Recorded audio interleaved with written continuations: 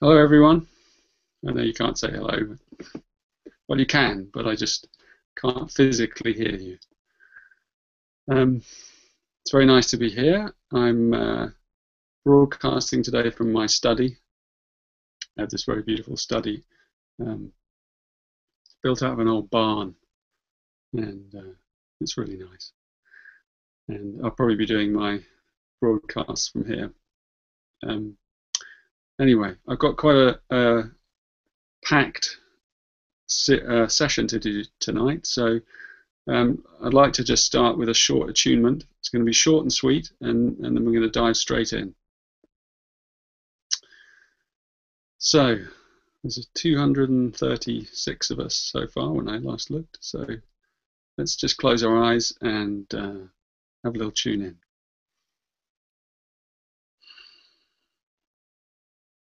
And take a nice breath.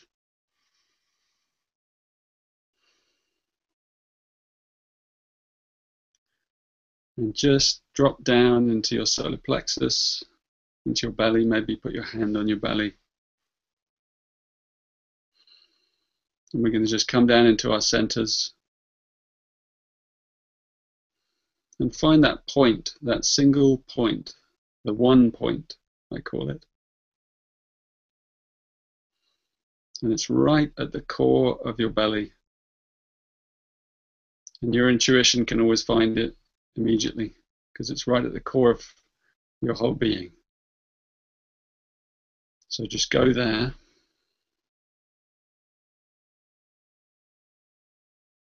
And just feel the connection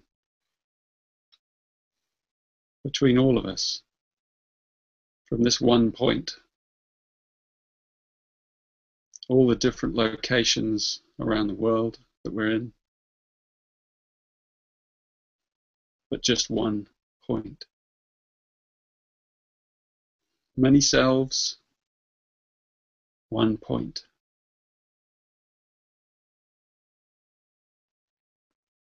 And really, that's the essence of this teaching.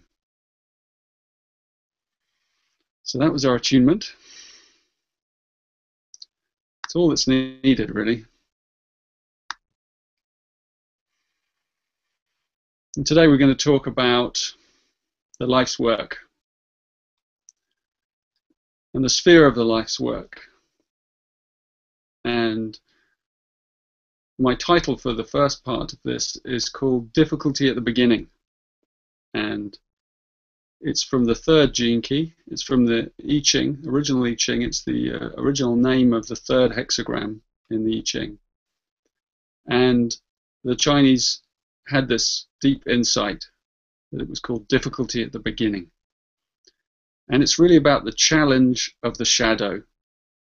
So this is where it all begins, this sphere of the life's work. This is where the whole journey into the golden path begins. It's the tip of the iceberg. And it's the cutting edge of the gene keys and the golden path. And it's the introduction to your hologenetic profile.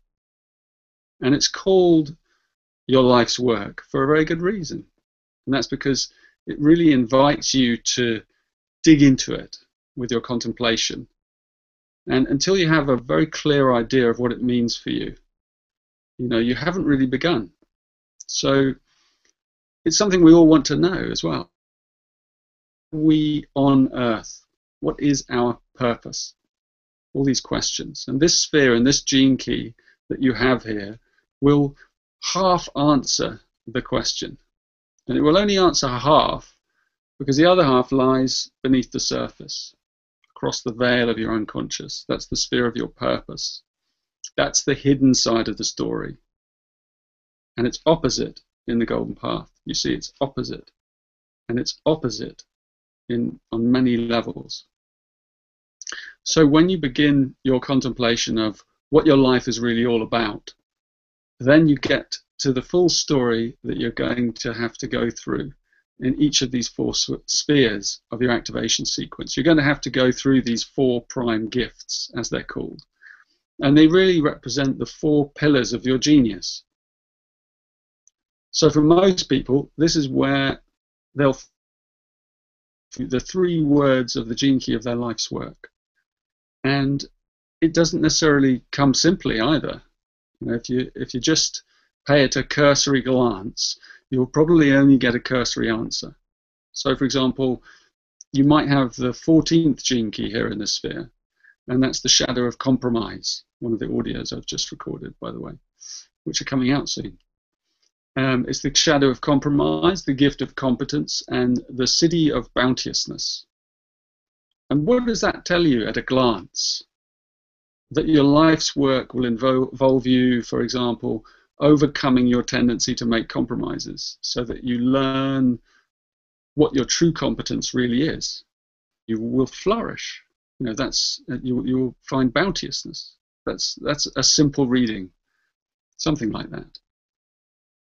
But the funny thing is that you could say that about anyone's life. So each gene key refers, broadly speaking, to universal themes, and they all apply to all of us. So you have to contemplate it a bit more to get to the essence of what it means to you, this sphere of the life's work. And you'll need to learn what compromise really looks like for you if you're studying this particular 14th shadow. It's not as simple as it looks, for example. We're talking about inner compromises here, not outer compromises. And to know what that means, you'll have to consider the direction that your life has taken until now. So these gene keys, they have to be applied. That's the important thing. This isn't the lazy man's guide to enlightenment. You know, it will involve you being involved. And I keep saying this to people. The gene keys aren't a quick fix. You know, contemplation is not a quick thing. This isn't that kind of a profile. It's an interactive profile. And if you don't act, it won't interact. So the wisdom comes from you putting some energy into it. And this is why you have to begin by learning what it means to contemplate. And in step 1 of the Golden Path, that's the free step, I've put in all the ingredients you need to know how to work with the gene keys. So there's a talk on contemplation, there's a free intro webinar, and all kinds of guidance in how to begin. There's even a thing that says, read this first. You'd be surprised how many people don't read it first. And then there's the 50-second audio, which is about slowing down, because I'm always trying to get people to slow down at the beginning. Because you enter with all this enthusiasm and curiosity, and you need to take a breath and go, okay, this is going to take some time. So take another look at your life's work and this gene key, no matter how involved you are in the gene keys or how long you've spent doing this. And spend a bit of time with it. It's really worth it. Talk to people about it. Ask the people who love you if they can see these things in you, these 3 words. Think about it. Read the chapter in the book, the Gene Keys book, about that gene key. Listen to the audio I've done, if I've done that one yet. And then you may begin to get a feel for it. And it's interesting to me that this gene key begins the Golden Path, but it also ends the Golden Path.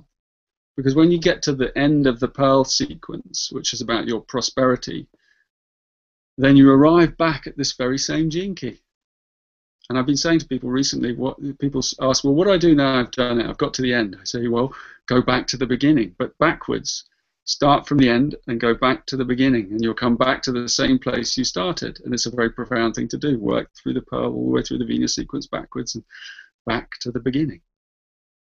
But when you get to the Pearl, and you get to the end, it's got a different name. It's called your brand. It's no longer the life's work. And I'll do a separate webinar on that one, because as you'll see, it's a very different sphere once you've gone through the whole journey. And your understanding of this gene key of your life's work will evolve. Many breakthroughs in the rest of your profile will probably change the way you see your life's work. And in time, these breakthroughs or insights will also change the way you actually live. And that's what the gene keys are all about. They're about bringing deep change into your life from the inside, positive change. But it takes time. So it's important, I think, to enjoy the beginning of the journey.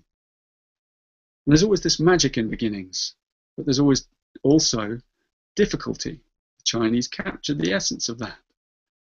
Difficulty at the beginning. And it demonstrates this universal process When people first come to the Gene Keys, they often experience this mix of excitement and confusion or overwhelm. Where and to begin, how to begin, it's all so much. It's too mental, whatever the projections are.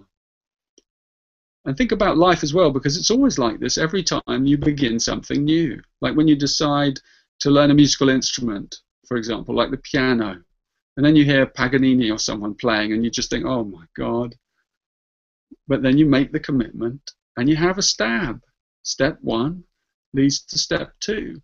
This is how I've laid out the journey along the golden path. Just focus on each step, one at a time, and you won't be confused.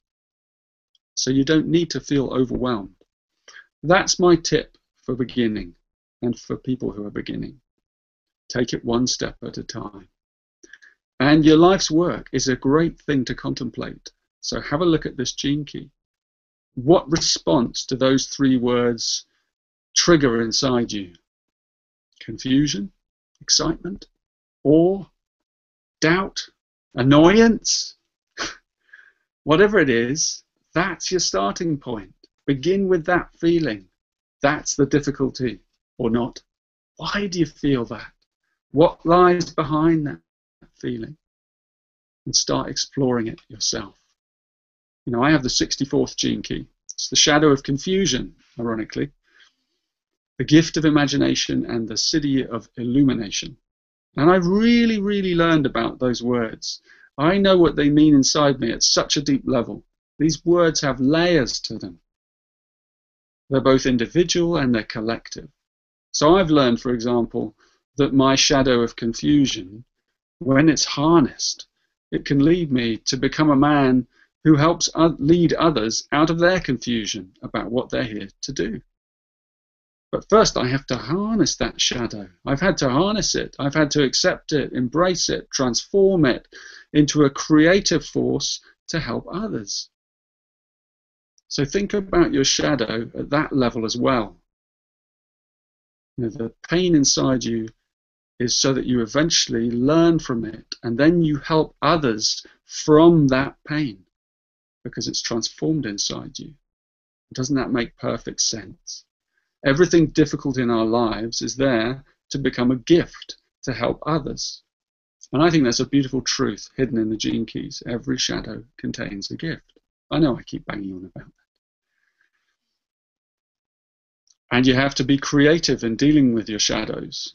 This is how the gift works. It takes the potential energy locked in the shadow and it turns it into kinetic energy, creative energy. So pay special attention to the shadow of your life's work, because it's the front door key into the matrix of this wisdom for you, and it's specific to you. And like Gurdjieff said about the Enneagram, the one that's right for you is usually the place that you feel least attracted to. So it's there for a damn good reason. And until you've had the courage to, you can't progress any further along the golden path. It doesn't really begin. This is why the very first pathway of the journey is called the pathway of challenge. It begins with difficulty of some form. And I love that about the golden path, because it challenges you from the outset. You know what kind of wisdom you're dealing with and you're getting into right away. It's honest. It's got grit. You know, it's not a wishy-washy New Age system that tells you how marvelous you are. Well, it does tell you how marvelous you are, but it also shows you that the path to that is not necessarily easy. But what's easy that's worthwhile? You tell me. I don't want to put you off this wisdom, anyone, not at all. But it does have this fail-safe challenge.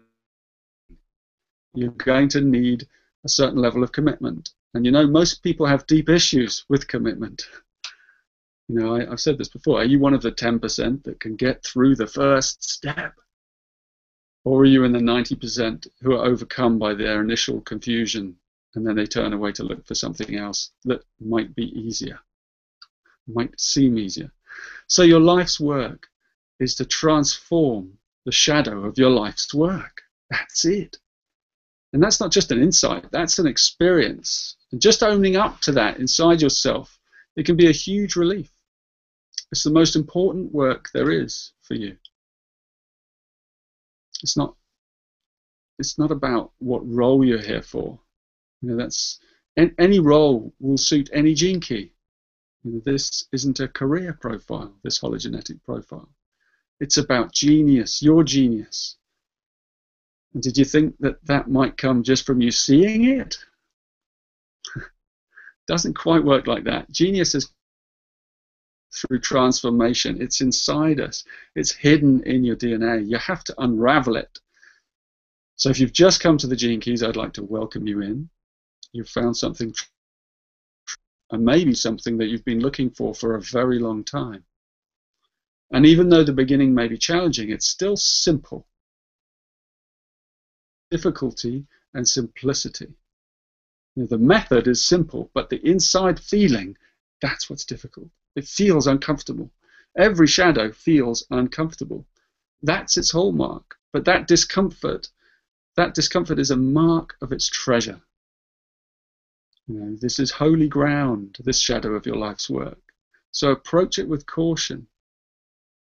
No, don't approach it with caution, but approach it with humility. Humility. So there's nothing to fear about this work. It's life-affirming. It's groundbreaking. It's elevating. It just asks for your commitment in the beginning, just enough to move through your natural process. So whatever you're feeling, use that energy. And it's 100% correct. And stay with it. And continue in your contemplation, and sooner or later it will change into something else.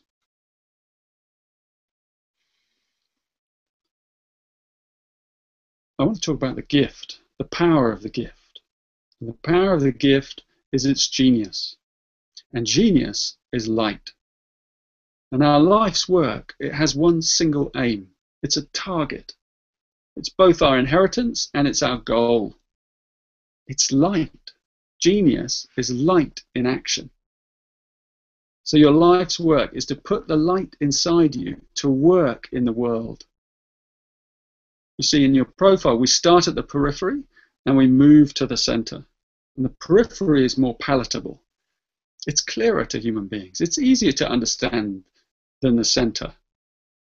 So your life's work is the outer expression of your inner light. It's the periphery. But it's something relatively easy to contemplate because it's about action. It's about activity. It's about work. So ask yourself then what it is that you do with your days on this earth. How are you using your time? Is genius expressing itself through your life? Or is struggle and survival expressing itself? And how are you going to make the shift from struggle to genius? These are good areas to contemplate.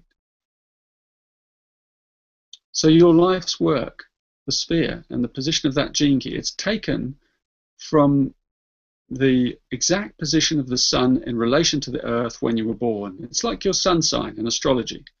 Are you a Virgo or a Taurus? But instead of 12, there are 64. And then those 64 are again subdivided into sixes. So we have 384 basic archetypes of the life's work. And when you consider all the different expressions of humankind, 384 doesn't sound like it provides much variety, but it does. These are simply the expressions of our genius. So look at your gene key and its line number. And under the heading of life's work, you'll see a number between 1 and 64. That's the gene key. And then after it, you'll see a decimal, a dot. And after the dot, there's going to be another number. I'm saying this on behalf of people who are new to the gene keys, obviously. And that number is between 1 and 6 after the dot. And that's the line number. Because every hexagram in the I Ching has 6 lines. One of 6 lines. And one of 6 lines is activated in your DNA from the time when you were born. And each of the 64 codons in our DNA is built out of 3 base pairs. So we see the 6 again. So we see this universal pattern here, as above, so below. So the moment you're born corresponds with a pattern not just in the heavens, but a pattern in time and space, because the universe is holographic. So the moment of your birth is an archetypal moment, and it can be decoded through the science of correspondences. And that's what the gene keys are, a system of correspondences, where everything relates to everything else. And at the quantum level, that's true. Everything is entangled with everything else. Everything has a relationship. So give yourself time to really go into the gene key of your life's work. You know, I have the 64th gene key. As I said, line 4. So it's 64-4. And that contains coded information about what I'm here to do in my life. So the 64th gene key is the gift of imagination, and the line 4 is about community. So here I am sharing the fruits of my imaginative journey with all of you. And that's just the surface. But as you dig deeper into the gene key in your contemplation, it reveals deeper layers of insight, and it begins to speak from inside you. And the 6 lines, which I'll talk more about towards the end of this transmission, they provide a wonderful depth to the gene keys. But they don't appear in the Gene Keys book. A lot of people ask about that. Where are they? The Gene Keys book was big enough already, you know. The lines are a part of the application of the Gene Keys knowledge to your profile. So they're integrated into the Golden Path program. And in the program is my second book, Treading the Golden Path, which is currently an ebook that you get as you explore the program. And it goes fully into the 6 lines in every sphere, all 6. Them, and it shows you how to use them and how to apply them to your specific gene keys. It shows you generally how to apply them to any gene key. So that's the answer for everyone that keeps asking, where can I learn about the lines? And I keep responding, in the program. It's all there, every line, every sphere, in crystalline detail. So the life's work is about the sun. It's the solar energy expressing itself through your life. And think about the sun. The sun is pure philanthropy. It doesn't take. It doesn't know about take. It only knows how to give. And that gives us a clue as to the true nature of our life's work, that it's in service to the whole. We're each here to find a way to give of our light unconditionally. And the more we give, the more light we emanate. And that's something for us to contemplate. This is what our gifts are about. Your gifts are magnetic. As you give, so the light that you're giving, your genius, it travels out into the mystery of space, and it attracts certain other frequencies of a like nature. So when you unlock your gift, having accepted your shadows, then you find your life moving through a terrific period of expansion. And this is the breakthrough that the gene keys can afford you. You expand, you begin to expand. Now, the human aura is a transmitter of light, and it contains a broad range of high-frequency signals that are invisible. These signatures of light, they emanate from the coded information in our DNA, but they depend on us. They depend on your attitude, the frequency of your attitude. So if you react to life as a victim, you greatly limit the light frequencies that you're emanating. And so you reinforce the victim behavior, and it continues around you. When you respond with openness, with innocence, with love, then you activate a much greater spectrum of frequencies in your DNA. And those invisible forces leave your aura, and they stir up counter forces in the outer world. And people respond differently to you. So all I have to do here, me, is share my love, and I'll capture your imagination, because that's my gift. And the gift is always activated through love. It's the same with you. Look at the quality that you're here to activate in others through love. That's the gift of your life's work.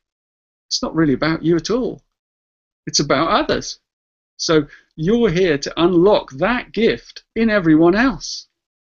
So I'm here to unlock your imagination and to illuminate you.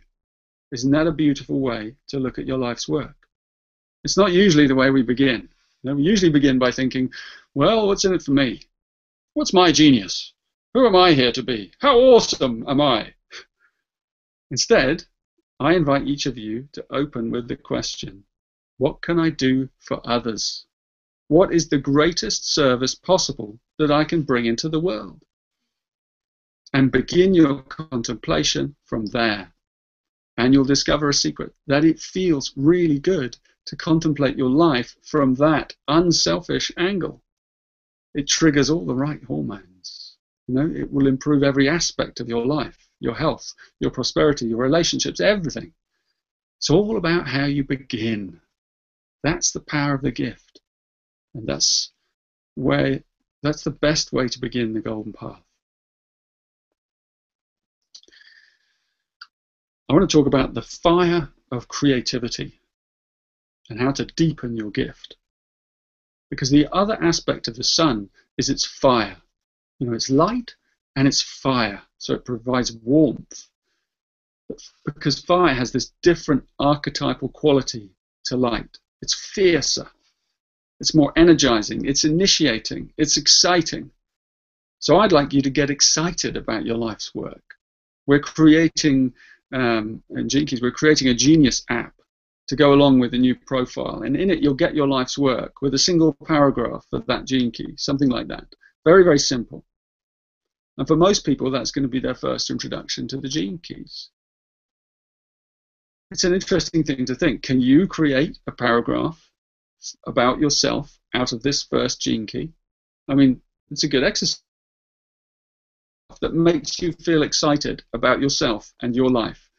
I recommend that exercise. Take the shadow, imagine yourself transforming it, transcending it, and then imagine all the creative energy you'll release through that in this big shift in your attitude, and it'll change your fortunes.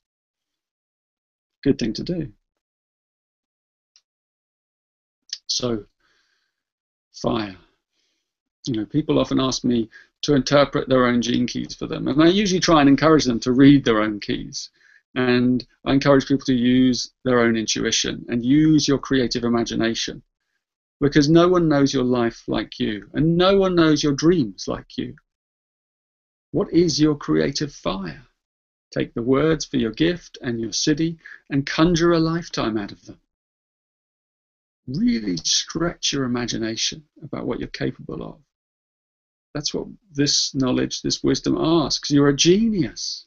What might that look like? Where is your genius? Are you a genius at listening?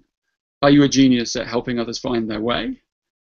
Are you a genius for helping people open their hearts, their minds, for freeing blocked energy in the body, in business, or in a whole load of these things?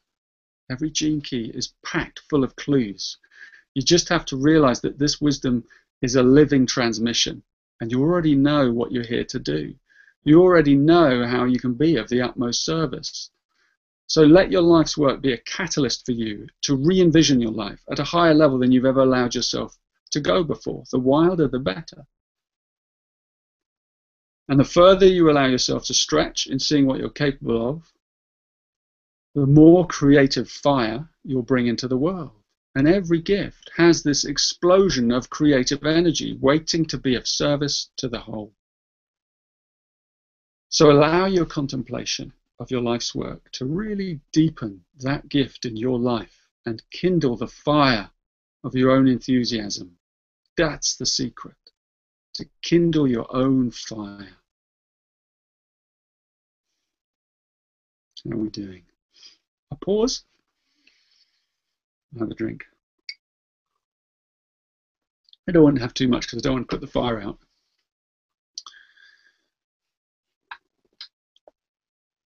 I want to talk about the Siddhi, embodying the Siddhi, the essence, a life of gold. You know, every year on your birthday, the sun returns to the place where it was when you were born, and it re-imprints you with the light of the genius that you were born with. It's a really good thing to contemplate this kind of radiance on your birthday each year, and especially contemplate your very highest possibilities, the potential of your siddhis. Because your siddhis provide you with contemplative stepping stones to a higher, more luminous kind of life. They're your pathway to greatness.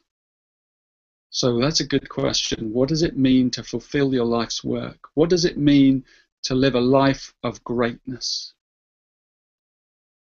You know, we humans in our modern society, we have a greatly slewed understanding of what it means to be great. We mistake greatness for career. Recently, a friend of mine introduced me to a wonderful Hungarian writer called Bela Hamvas. a man who, to my mind, lived a great life, very humble man. And this is what he says on the subject. Greatness has style, while career is merely successful. Greatness is a question of play. Career is a question of showmanship. But the key difference between the two is that greatness is without mirror. It doesn't preen itself, while career depends on the application of success techniques, regardless of the presence or absence of talent. Thus, it's wrong to say that career is a form of low-grade greatness. One can only say that career is humbug. That was his final word. So greatness is a question of play. It has nothing to do with what anyone else thinks, and it's nothing to do with technique or talent. In other words, personal ambition without a higher vision of service is essentially a form of corruption. It robs the world. And I know that this is a concept too far advanced for many people in the modern world, but it is nonetheless the truth. You'll find its signature in every single gene key. Through the 54th gene key, for example, you can see that ambition must become aspiration. That's the shadow and the gift, which brings in the wonderful notion, aspiration, of the breath, the collective breath, to aspire to greatness. You have to breathe in the question of your service. And then, of course, the siddhi of that one is ascension. You carry your life onto a whole other plane. So your life's work is really to answer this single question: what is the highest service that my life can offer to the whole? And the gene key of your life's work will give you that vision. And the siddhi will show you that vision. And it will show you how to overcome the obstacle, the shadow. And it will show you the actual work you have to do in the gift. And finally, it gives you the vision of your becoming. You know, this is what your life is to become.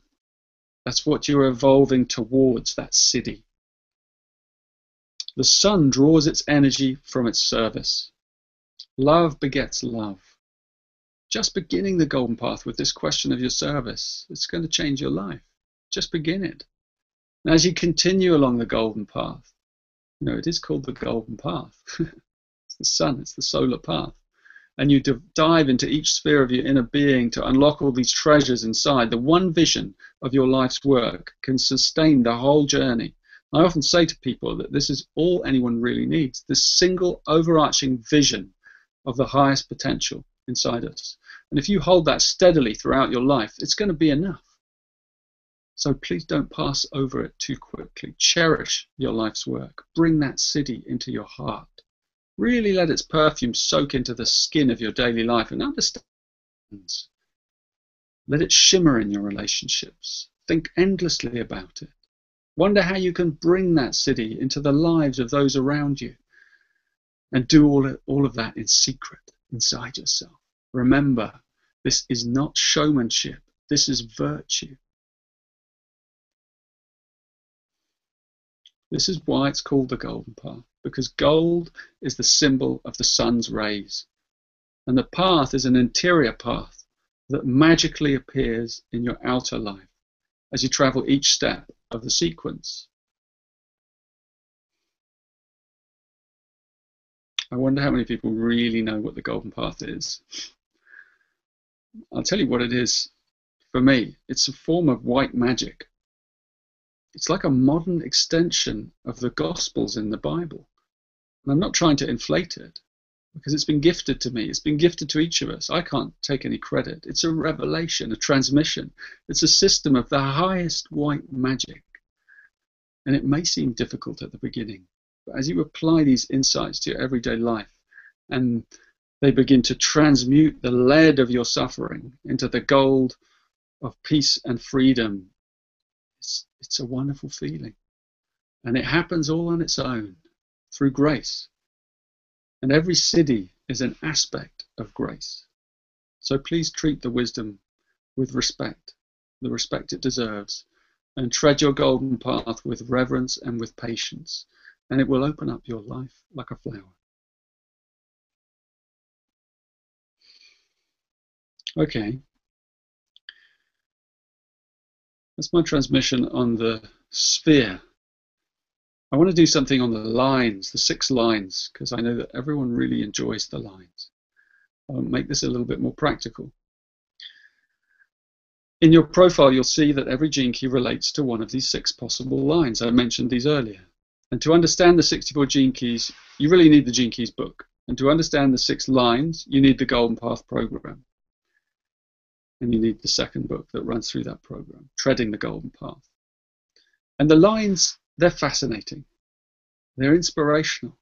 They're entertaining. They're even sometimes shocking, because they challenge us as well. Each line has a keynote, and each keynote changes as you move through the 11 spheres of your profile. So line 1 in the sphere of your life's work is keynoted the Creator. And then when you move to the next sphere, the sphere of evolution, line 1 is keynoted Self and Empowerment. And as you move through the whole profile, each line is explored through each sphere until you get right to the end, and you come back to the sphere of your life's work in the Pearl sequence. But when you get to the Pearl sequence, the sphere also changes its name. I mentioned earlier, it's called the brand, because it's shifted in your consciousness. It's about how you brand yourself in the world. It's about refining the quality of your expression. It's a more refined understanding of your life's work and an application of your genius. And in the brand, the first line is keynoted boldness and security. So there's a distinct relationship between all the first lines in every sphere. And each line keynote builds a story and continues enriching that story. So being a creator always requires boldness, for example. And people often ask me to explain their lines in the Gene Keys, but that's what the Golden Path program's for. It's for you to build your own story. If I do it, it won't be your story. So it has to be built inside your own DNA. It's like your New Jerusalem, and you have to build it. You have to bring it down. You have to unlock your own shadow patterns. You have to use the magic of the system on yourself.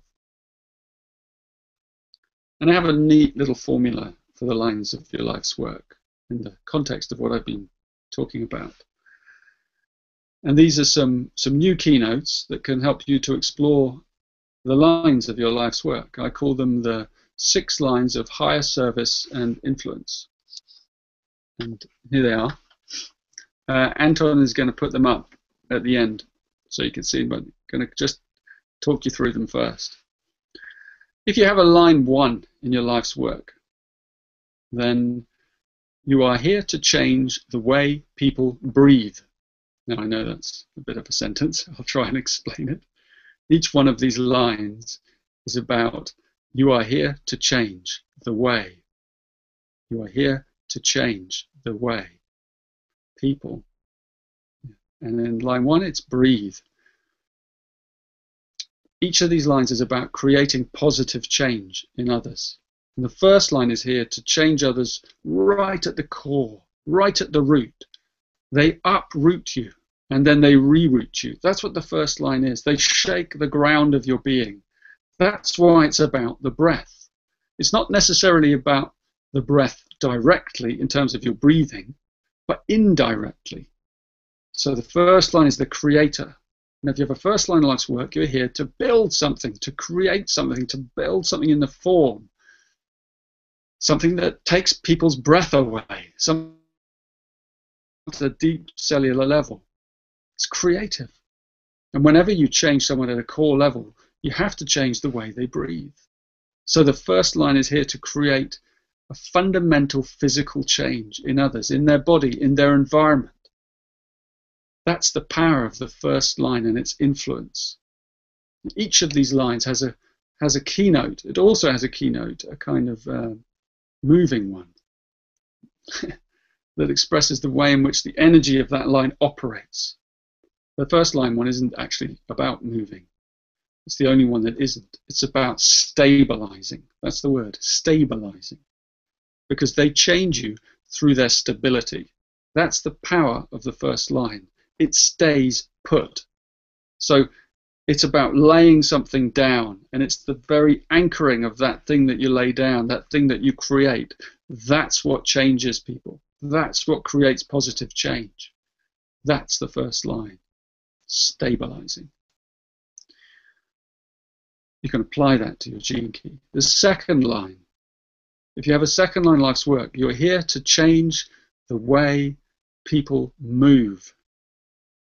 And the second line is about movement. I have a wonderful word for the second lines. As the first line is stabilizing, the second line is gliding. The second line is all about gliding. It glides. This is a wonderful keynote for all second lines. They flow, they slide, they slip effortlessly. So if you have a second line life's work, you're here to inspire easiness, and your specialty is change. It's transition. Wherever there's a second line, there is someone who is a master of transition, potentially. At the shadow, it's always the opposite. At the shadow of the first line, they're anything but move, but staying still. They're just always moving. And the shadow of the second line, their life is anything but easy. They're the ones that are the most challenged. But when you cut and you get down to the core of who you really are, this is what you find. The second line makes everything look easy. Those people, you see them or singing, or painting a picture, or writing, or speaking. They make it look easy. That's a second line trait. It's a pretty useful skill, in fact, if you think about it, to be good at change and to be good at helping other people through change. Because most people in life hate transitions. They find it very hard. So the second line, that's their gift. That's where you belong. That's your life's work. Help people to glide through changes by showing them, by embodying that. And, change is any experience where you're moving into unknown, challenging territory. Death, for example. That's the biggest one. So the second line is here to be an inspiration for the rest of us as we move through times of change, gliding. So the first line stays put, the second line glides. What do you think the third line does? It leaps. Sometimes it hops. It jumps. It skips. The third line is here to change the way people feel. To change the way people feel. To change the way people feel about themselves. You see, the third line makes mistakes in life. We call them mistakes. They're not really mistakes. It's a line of discovery. It's a line of the unexpected. But it really learns from its experience, and then it picks itself back up, and it carries on cheerfully. And that's its best quality. It doesn't glide like the second line. It falls into... If there's a hole in the road, it'll fall down the hole. But then it'll pop up and it'll go, oh, you know what I found down there? And it'll come out with a nugget of gold. And the second line just glided by. You see, each one has its magic. And so the third line learns through sudden shifts, quantum leaps. They hop from one experience to the next. And they do so with great humor and vitality and humility. So the third line makes us laugh. And it gives us hope. More than anything, the third line gives people hope. It makes us feel good about ourselves. That's what you do as a third line. You make people feel good about themselves through your humility. So if you have a third line, life's work, you're really here to bring joy to others. Isn't that a wonderful thing to contemplate? So look at that gift and think about it in terms of bringing joy to people. The fourth line, the first and the second lines are a pair. They're about the physical form.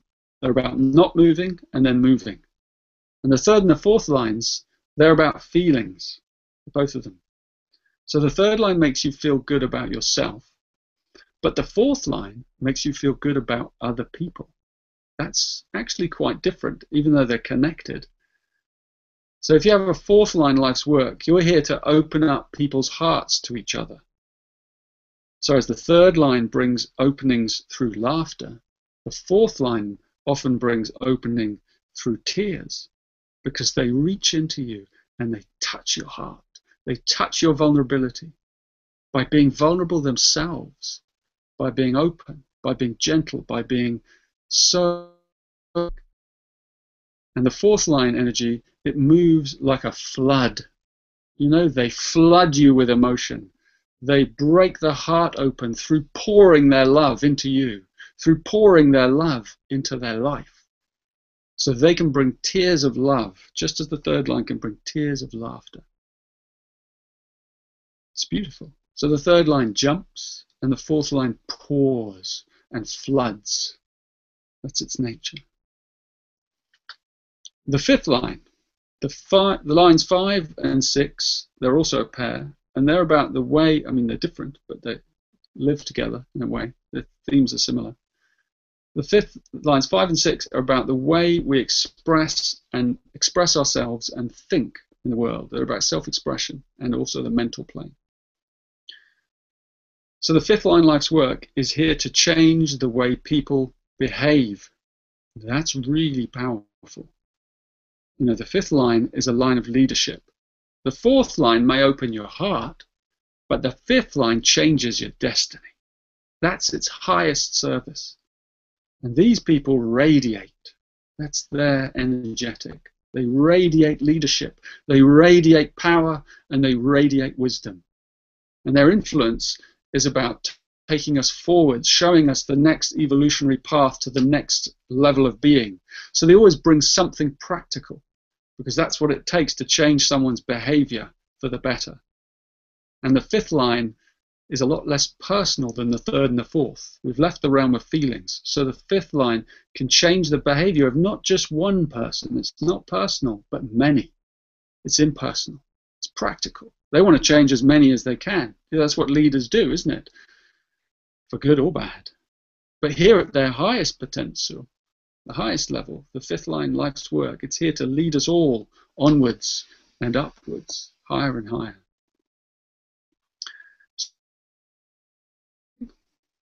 Gliding, leaping, flooding, radiating.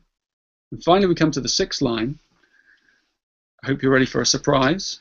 The most transcendent of all the lines. You know what they do? They trickle. This is an energy that trickles into the world. And you might think that that sounds kind of weak, but it isn't at all. It's quite the opposite. The sixth line is the power of patience. It's the power of the long-term view. The sixth line is here to change the way people think. You know, they gradually reshape your beliefs, and thus they bring long-term change to the whole society.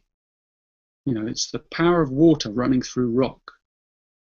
It just takes time. It's that wonderful quote from the Tao Te Ching. The very softest of things can pass like a galloping horse through the very hardest of things, like water penetrating rock, so the invisible enters in. You know, that's it. The sixth line, life's work. It just takes time, and you may have very far-reaching influence, but it takes time. It will probably come later in your life, your most powerful part of your life, which is wonderful to know. You just keep plugging away with your vision. And the deepest changes take the longest time. But one day, eventually, that huge rock just cracks open. And then you see how powerful and how far-reaching and how patient that sixth line life's work has really been.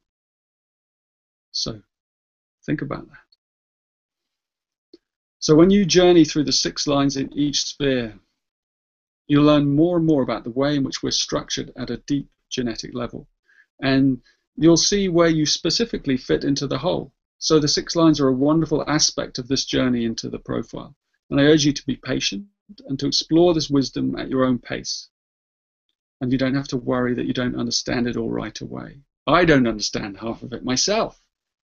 But I love the mystery of it, and I live the mystery of it, and in doing so it reveals the deeper meanings of my life to me as I contemplate my own gene keys and their lines. Above all, this is a journey of the heart, and it's for people who are ready to go beyond just idle curiosity. It's for those of us who are really deeply want to get to the bottom of who we are and what we're really worth. It's a path of the heart into the heart. So prepare yourself, take a deep breath and take the dive. it'll be one of the best things you ever did.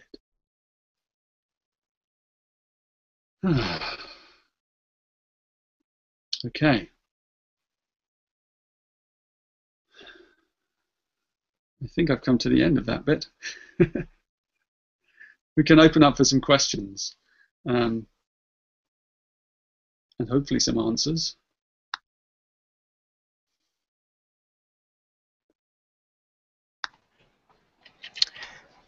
Hi, Richard.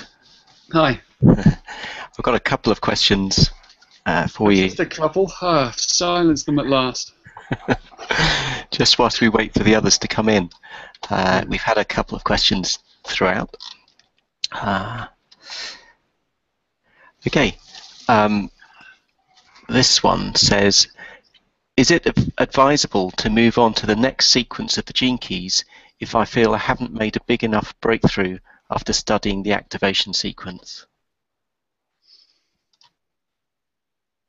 Ultimately, there are no rules, and I don't want to impose rules in any way whatsoever.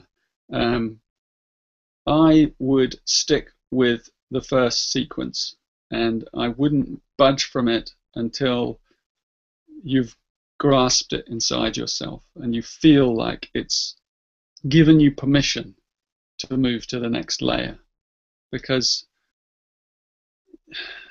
it operates as a sequence. I mean, there's no harm. I know a lot of people do this. They scan through the whole thing. So they scan through the whole path, you know, right to the beginning to the end, you know, because there's that part of our mind that wants to know the whole route.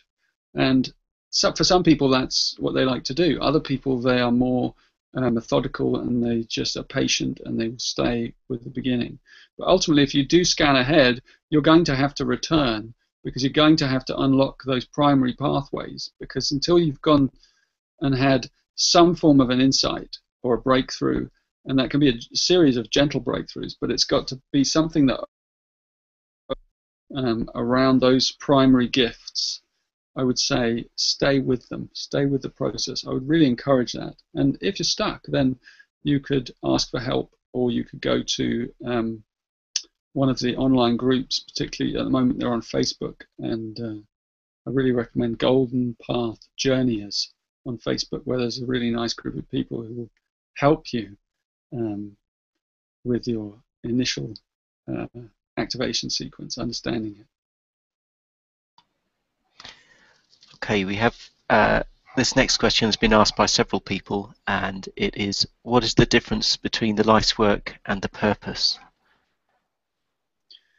Well, they are two sides of the same coin, because when you look at it, that's exactly what you're looking at. You're looking at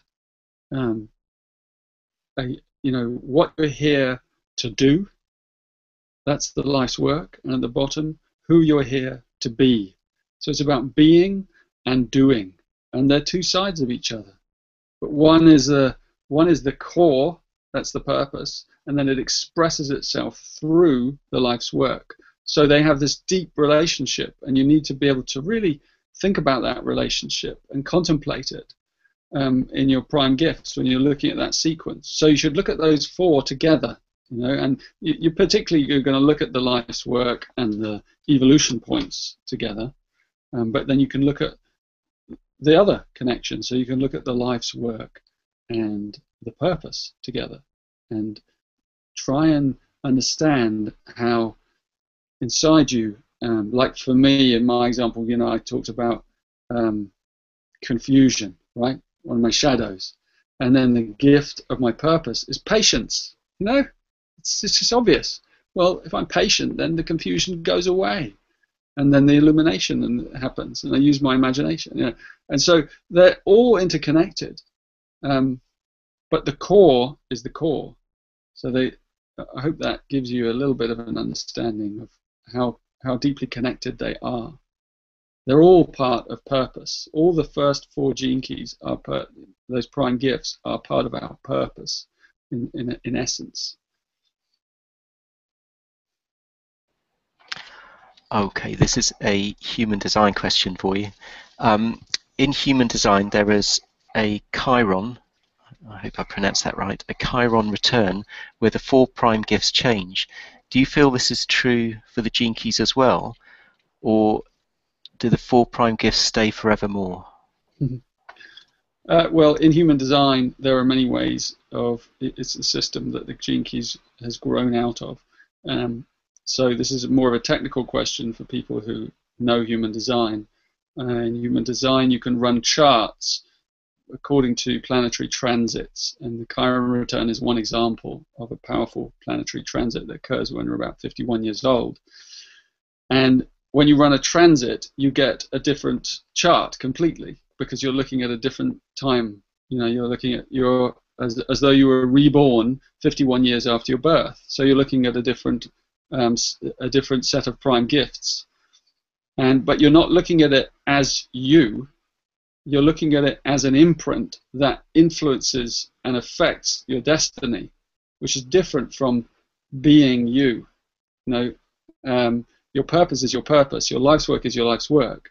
But when you look at those transits, they do give a clue as to the phase that your life's work is about to move into. And when you put them all together, you know, then it begins to create a kind of continuity, and you begin to see and understand the whole journey. So they can lend, like astrology, a transit and a chart in astrology, and I'm no astrologer, but it can lend a great deal of understanding to your essential life's work.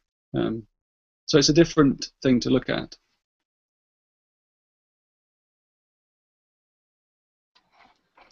Okay, this question's from Valentin.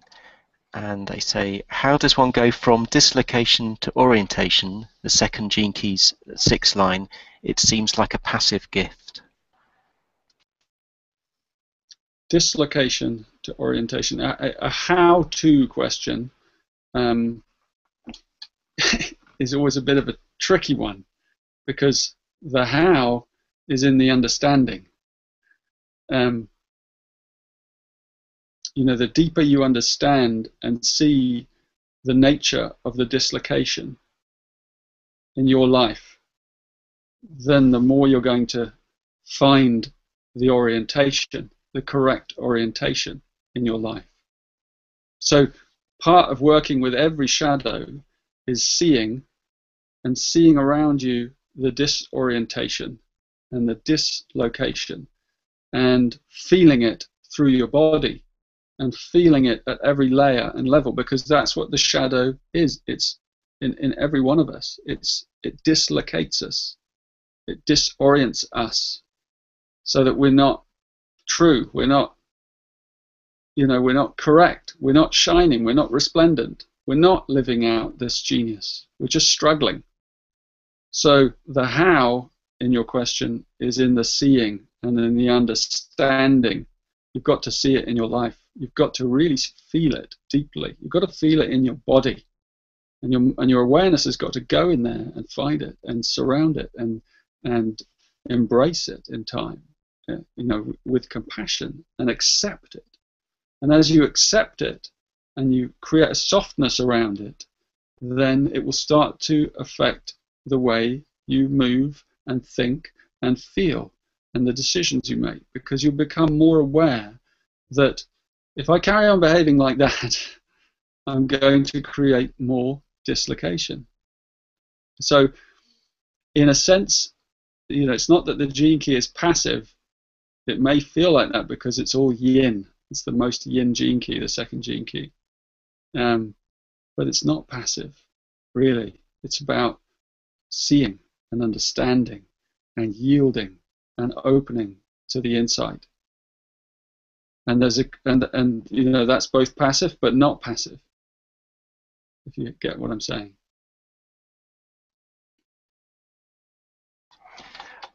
Okay, this one's from Sue. On the profile, hang on, I'm reading the wrong one. Okay, well, let's read this one. On the profile, it says that line 5 of the life's work is the fixer. From the details you've just reported, it sounds like that means 5s are here to fix others collectively.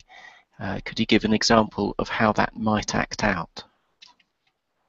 Well, I don't know if you've listened to, I think it's in one of the steps in the activation sequence, where I run through the 6 lines of the life's work, and I envisage a plumber, right? The life of a plumber, and I envisage a first line plumber, a second line plumber, a third line plumber, a fourth line, a sixth, fifth, and a sixth, and how different their approach to plumbing would be.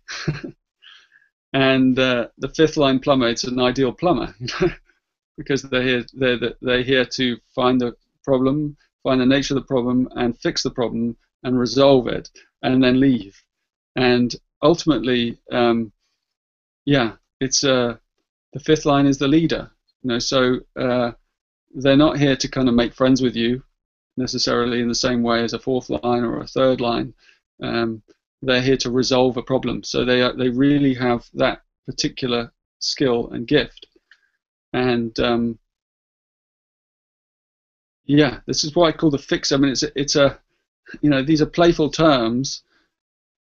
The fifth line is more than that, but it also has that quality, that archetypal quality of, I have a gift, I have a service, I have insight, whatever that is. You have to know what that is, and my life's work is to be able to offer that to others. And so fixing has many. Fixing is a little bit of a term, really, because you could misunderstand it. It's like fixing people. Not everyone. There's a way in which you might look at it and go, well, we're not broken, and it's not about that. It's about being able to show someone the way, like I said in that fifth line one. What was it? It was radiating. Radiating that gift out, and in a way that it's meant to go far and wide range of people. And that's what the fifth line's all here for. So when you consider your life's work, that's something that you should build into your vision, is that you're someone ultimately that's here to reach a lot of people, to have a wide influence, a beneficial influence. That's what it means by the fixer. You're here to help people and guide people.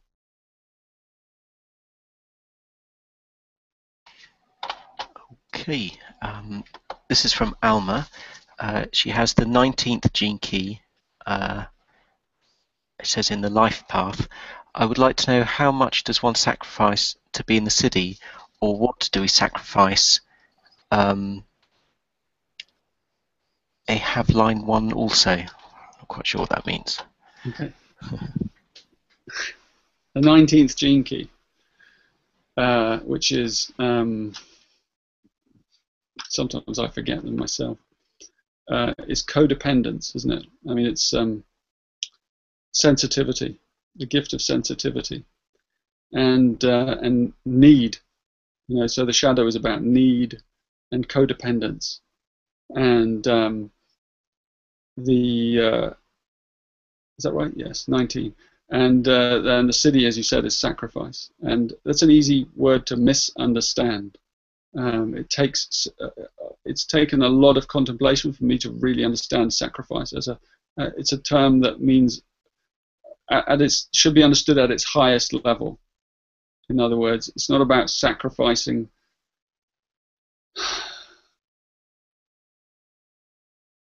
so much as it's about sacrificing your lower needs to something higher, so that you transcend ultimately. And that's a process. And the gift is sensitivity.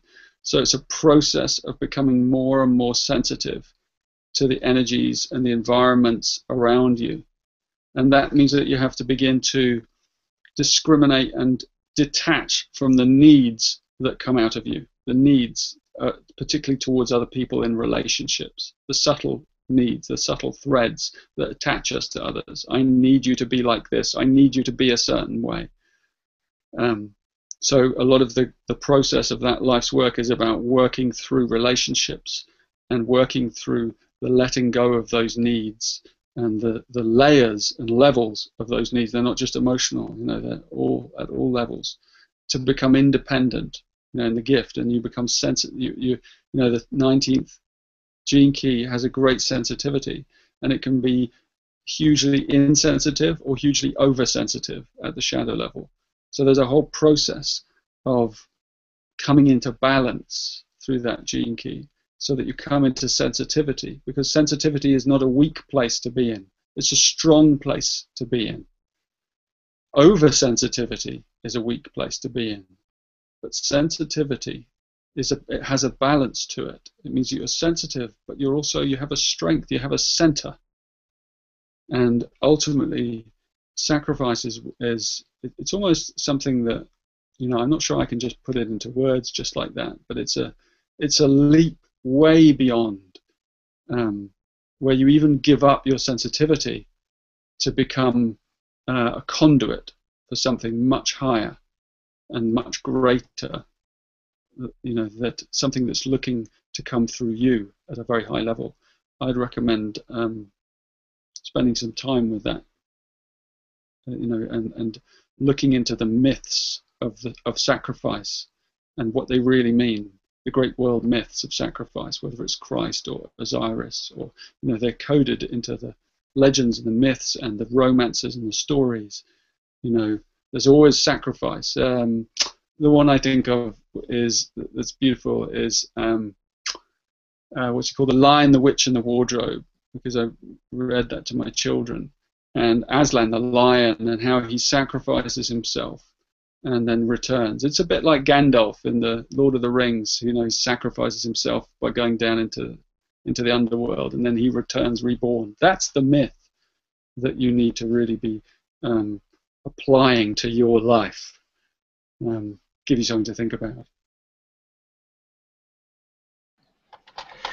I have a question about the same gene key occurring several times in the profile. What the significance of this is? The same gene key occurring several times in your sequences. Yeah. Okay. Just making sure I heard you. Yeah, that happens a lot. It's quite a common thing. It's interesting because it's interesting to see which spheres are linked together by that gene key, and then really contemplate that. Is the sphere of attraction, for example, and then you have the sphere of the IQ or something. You go, well, that's interesting. My IQ is connected to because it almost seems like they if they're right next to each other, they're seamless. The pathway there is quite seamless. Or if it's somewhere else, like the life's work is connected to the I don't know, let's say the core wound or something, then that's a very interesting thing also to think about. Well, sometimes people have three, or even the same, and it brings a deep emphasis, obviously, on that gene key. Usually they're different lines. They may not be, though. So that gene key becomes very prominent and very important in your life, and one obviously to give more attention to. And it may take some time until it begins to, because it's deeper in your profile, because it's reappearing, it may take a little while for you to understand what the connection really is.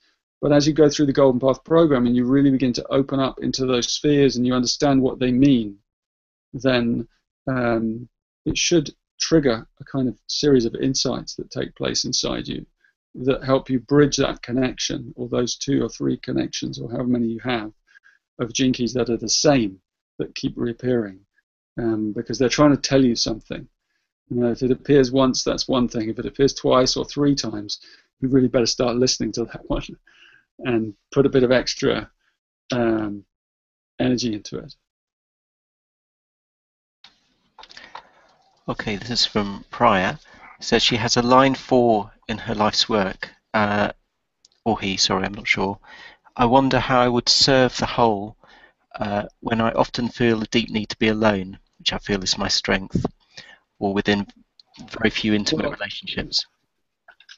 Do I need to redefine what? Yes, the line 4 has, it has that polarity very much built into it, that it is here to share, and then it balances that with a need for aloneness and withdrawal. It's very, it's a deep part of the 4th line, and it's a part that can also get stuck inside us.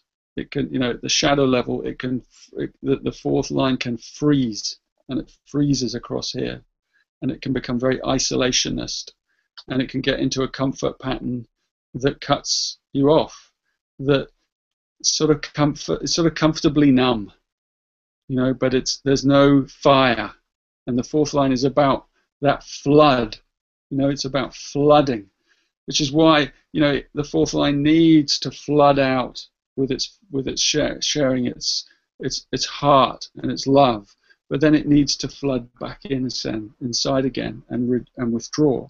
So it needs this pulse. All fourth lines need that. It pulses in and out. I have a fourth line, life's work. So I need to have that experience of flooding out and then withdrawing back in to the aloneness, to the isolation, not the isolation, to the solitary life, and then come out again. And that needs to be a rhythm. And there's a natural rhythm to that, but I would caution just to look out for that tendency to freeze yourself away, to isolate yourself from others, because your most natural gift is right in the heart of community, and at the same time you will have a love of being solitary and being alone, and your life's work is to find the balance between those two. What a great life's work. A couple of people have asked the same question. It's a definition. What is quintessence? Each one of these broadcasts, we end with a quintessence.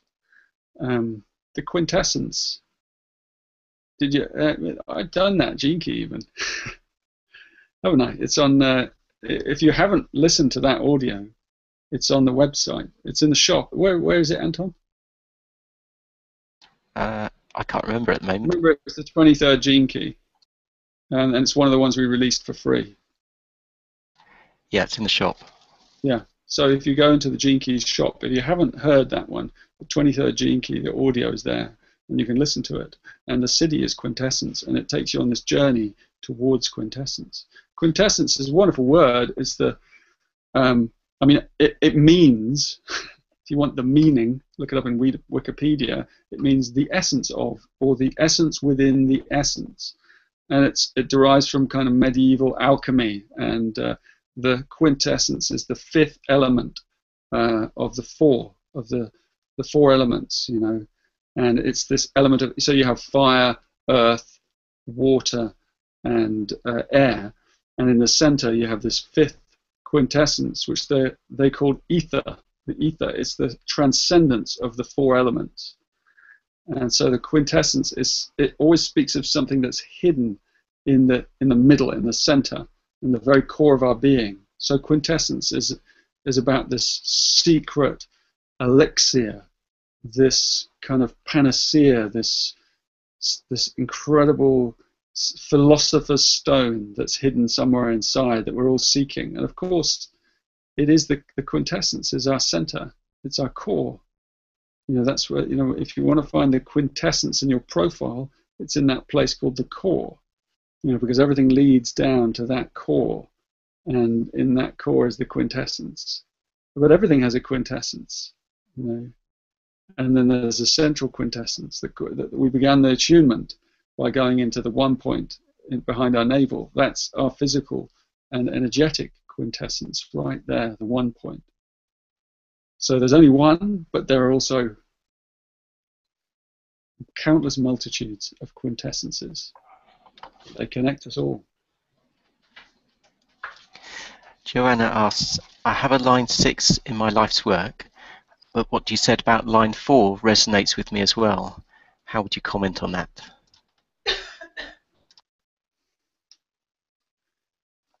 If you look through your profile, everywhere you see line 4, it'll be a place that you resonate to it. And sometimes lines are not in your profile. They are either hidden in some of the the other aspects that are not built into the Golden Path program that you'll find in the human design calculation that I haven't yet started to utilize. Otherwise, we have all the lines, you know. So if some of the words kind of spark something in you, they should do. In a way, they all should at some level. But perhaps that's sparking something in you that right now is wanting to come out, and because it's specific to something you're going through now, and it's speaking to that intuition. And perhaps when you dig into your profile, into the gene keys and things, you'll see that reflected in another place, because it's about love coming out, and it's about needing to open up. And there are gene keys that, well, they're all about that, but there are certain areas that really speak to that.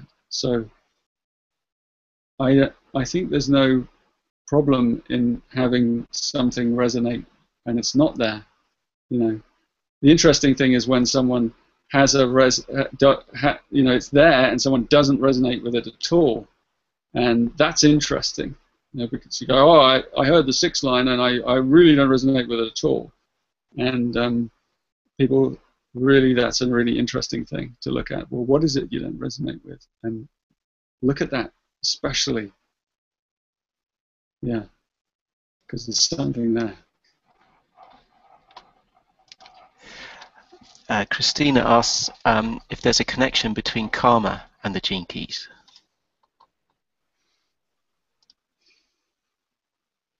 Well, if you do the Golden Path, you'll find out the answer to that one.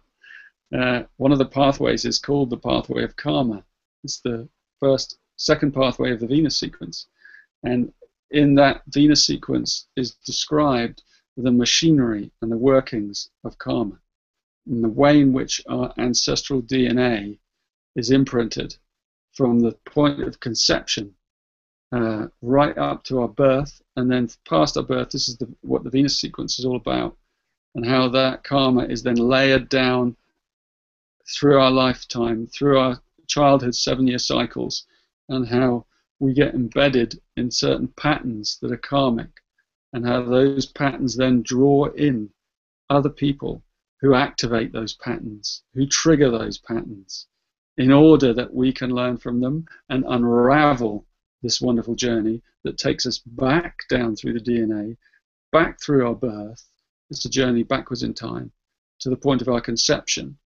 And when our awareness hits the point of our conception, and if we're fortunate enough for that to occur, then we become fully realized, and we remember everything about what we really are. And so that is an unraveling of karma. And the Golden Path very much goes into that story and takes you on that journey, and describes the way in which that karma operates specifically to you through your sequences. So I hope you'll give it a try. It's very powerful. Joyce asks, if solar orientation determines your gene keys profile, what cosmic positioning determines your lines? Say that again. Yeah. Sorry, there was a flash of lightning outside just as you said that. If solar orientation determines your gene keys profile, what cosmic positioning determines your lines? If solar orientation determines your profile, what cosmic positioning determines your lines? Well, it's the same. It's it's just a fine tuning. So when you look at a gene key, it's made of a six. You know, those 6 lines are laid out in sequence around like a clock wheel, and then the sun is moving around that clock. And at the particular time you were born, it was at the 2:10. And that particular point was 4 lines past the 64th gene key in my case, and that's the exact point. So it's just a detailing of the timing of the moment of your birth. That's how you get the line. I hope that's clear.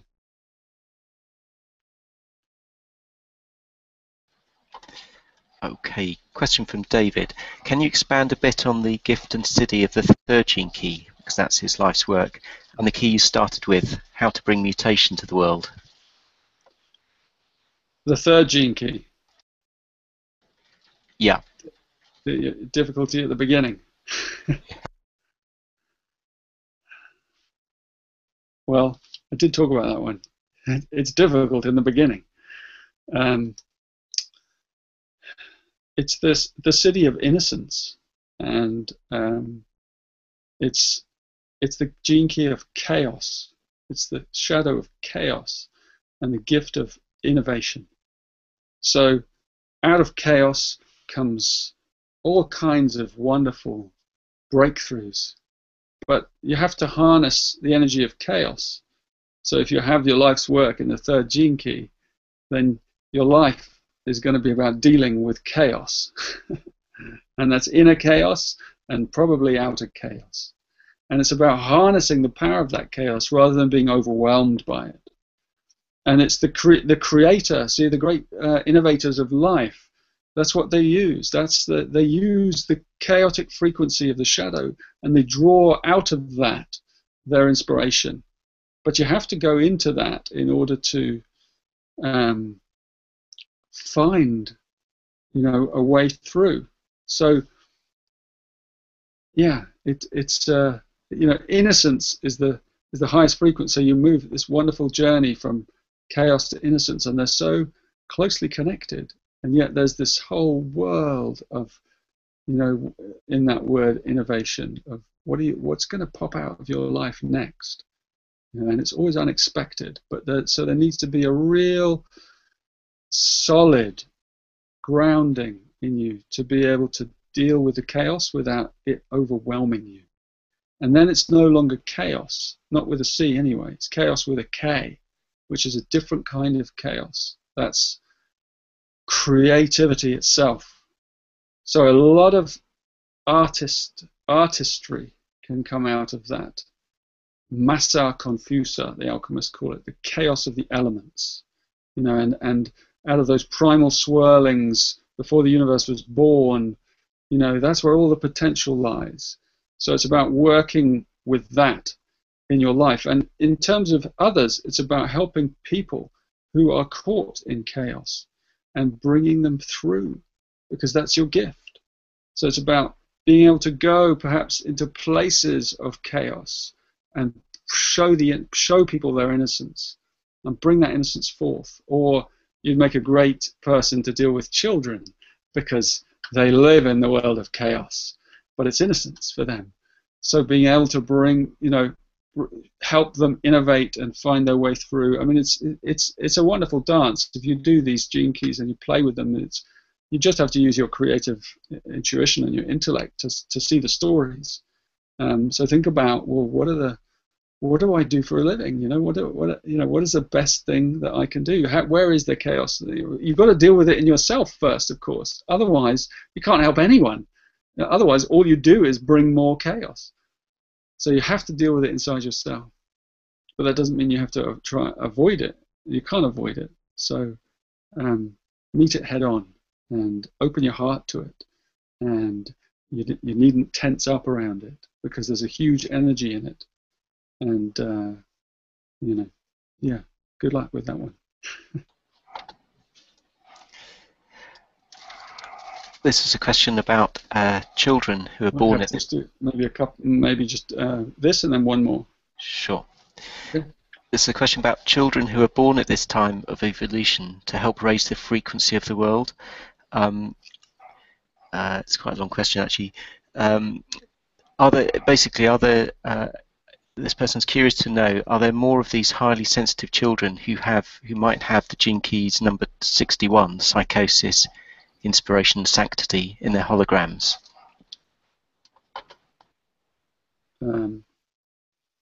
61. I don't know whether there are more of them, but perhaps there are more of them being born with conscious parents. That would be different. I think that particular one, which is a wonderful gene key to to go into the 61st gene key and its shadow is psychosis. We all have varying degrees of psychosis because we're locked in this mental construct that actually doesn't really exist. And so there are layers of being lost in that. And I think, I don't know how to relate that to children, but so much. But it's something that the way in which our civilization is structured, it actually breeds us to become more psychotic. And it doesn't seem to be, our educational systems are not really changing that much. It's still very much the case that you're born into this mental construct, and unless you go through outside the loop,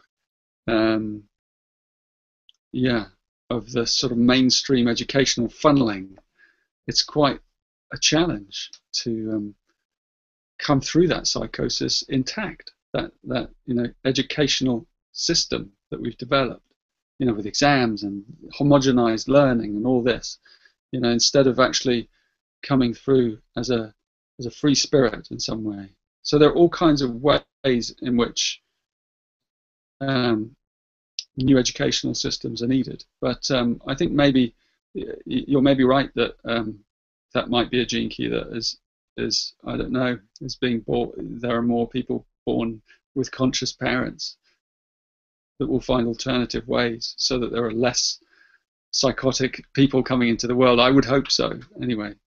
I'm not sure I've answered your question, but it was an interesting one to think about. Let's have one more. Okay, it's an interesting one from Christina. If someone has an organ transplant, can they borrow the same gene keys from the donor? That's the kind of question that you should ask.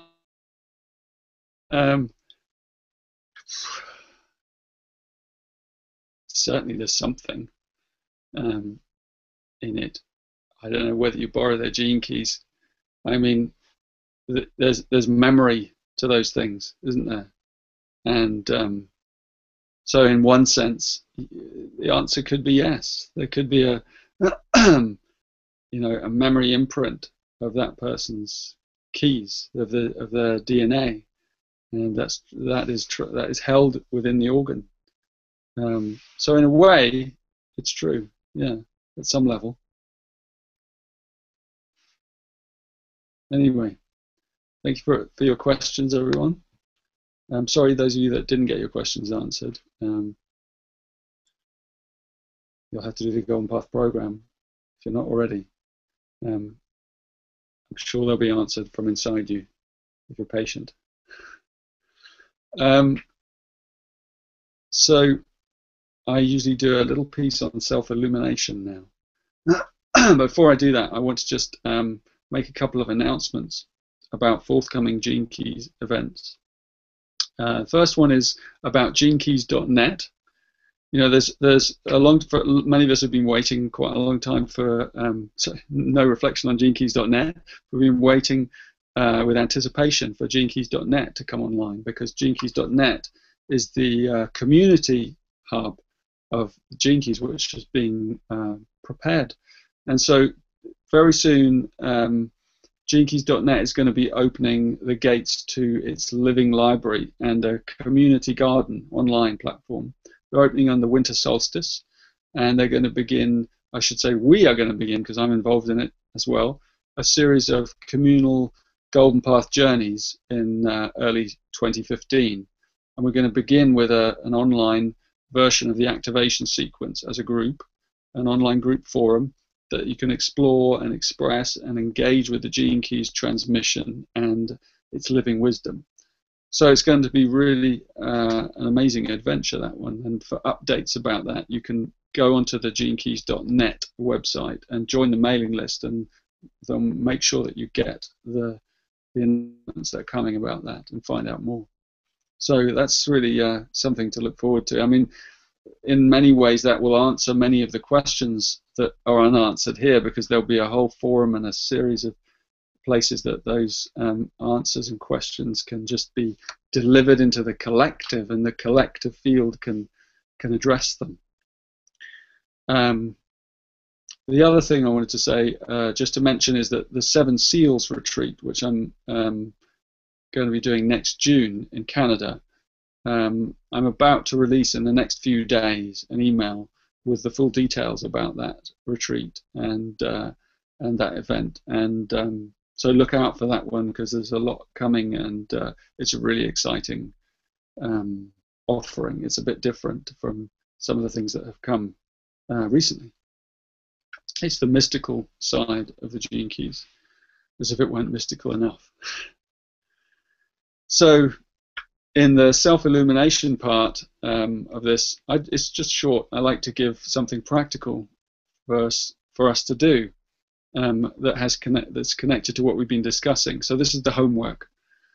And like I said earlier, I want you to ask a question: what is the deepest service I can offer to the whole? And I want to invite you to the question, and maybe words, phrases, expressions that come up. You don't have to do that, but it's one way of doing it. And then push yourself up into the siddhi realm and ask from there, what's the highest zenith my life can reach, and what might that look like? And really let your imagination go. Be specific. Don't just, say, I'm going to bring great love into the world, or I'm going to see through to the truth of reality, or something an enlightened person might say. Be a bit more specific. To say exactly what it is you want to do, and how you want to do it. Inside the river in heavenly bliss, when people come from far and wide and hear the pearls that drop from my beloved holy lips. That's fine. But really go into it and feel what that feels like. It doesn't matter how absurd it seems, but let the child inside your heart borrow your imagination for a bit and dream up a ridiculous scenario that exalts your siddhis. Because when you carry a high ideal inside yourself and you go on feeding that ideal, you'll literally be growing it inside yourself, and you'll draw in those higher elements from the higher realms. And you needn't believe it literally, but the power of it is in its ability to draw in the higher frequencies of light. It's not meditation, it's contemplation, where you use your mind, you harness it, you yoke it, you concentrate it, and then you sit and you watch the dream grow and glow inside you. So imagine your life's work from that level of consciousness, and realize it's not just fantasy. If you do it over and over and you pour your heart into it, it's contemplation. It's a very powerful technique, because you'll see how powerful it is, because at a certain point your contemplation will begin to have a life of its own. It feels sometimes as though certain higher beings begin to feed you ideas, as though they're kind of adding to your ideal, and it just kind of takes on its own momentum inside you. It means that when you close your eyes or when you go into contemplation, it means that quite quickly you raise your frequency, and you feel that. You feel the light coming in. So contemplation truly is a very powerful technique, and it has been rather forgotten and eschewed in favor of meditation. But here with the Gene Keys, we're very much bringing it back into daily practice. So I want you to really enjoy your contemplation of the Gene Keys and find your own way in. Please try the program if you haven't, the Golden Path program. It's a beautiful structure for you to hang your contemplation onto, because it still allows you the ultimate freedom, but it provides you this sequential step-by-step process that the left brain really needs to feel secure. Because the left brain needs to feel the order of the cosmos, so that the right brain can swoop and play in the chaos of the cosmos and make its breakthroughs. So I hope you enjoy the process and really dig into this question of what is my highest service, my highest life's work. So I want to thank you all for coming and listening to me here. I'm going to do a little finishing piece on the quintessence. So we can just take a breath and maybe close your eyes and Just come back into the center, into that one point deep behind the navel.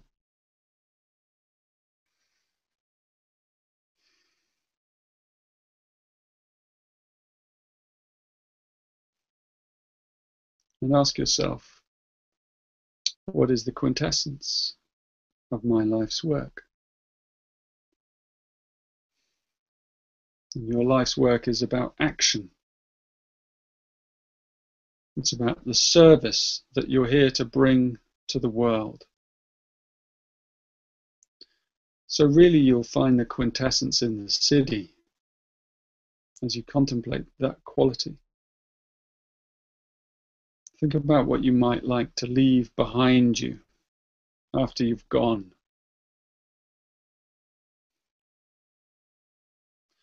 Think about the people your actions might touch in the world, even as you're vanishing into the mists of time. You know, we're all in the process of vanishing. Here in the Western Hemisphere, right now, it's autumn. There was a lovely autumn storm just passed by with thunder while we were doing this. And the last leaves are being blasted from the trees by the autumn winds. And it's a wonderful time of year to contemplate such things. What is the quintessence of my life's work, of my incarnation?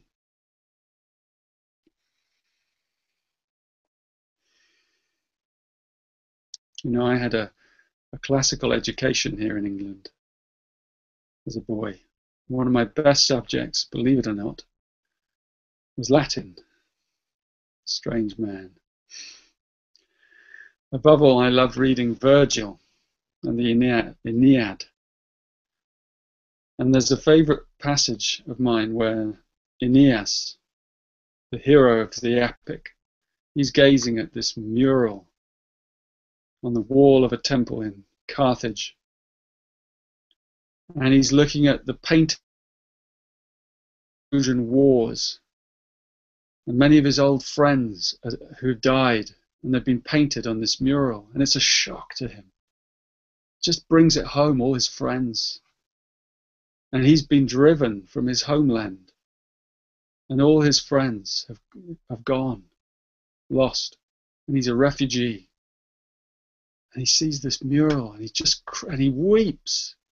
And he weeps and he cries out. And Virgil writes it.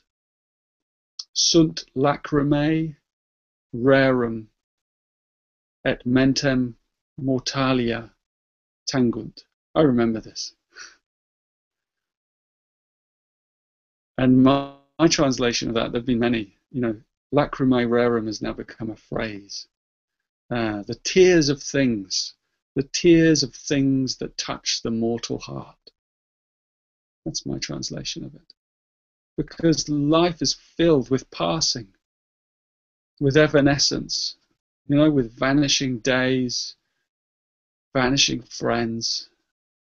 You know, like the Buddha says, it's all vanishing, it's transitory. And this phrase, lacrimae rerum, it means the tears that are in everything.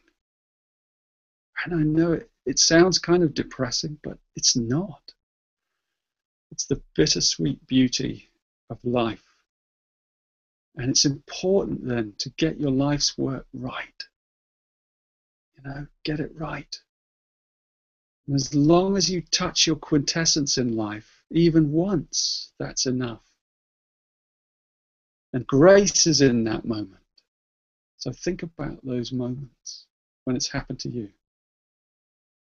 And those are moments that you can stretch out and out to eternity. And in the Gene Keys, this is what it all boils down to. All these words, all these ideas, all this stuff, you know, it leads us into the softness of our hearts. So breathe into your heart and into that softness. One last time. And then let go. Go back into your life. And you find that quintessence. And I'll see you next time. Lacrimae rerum, the tears of things.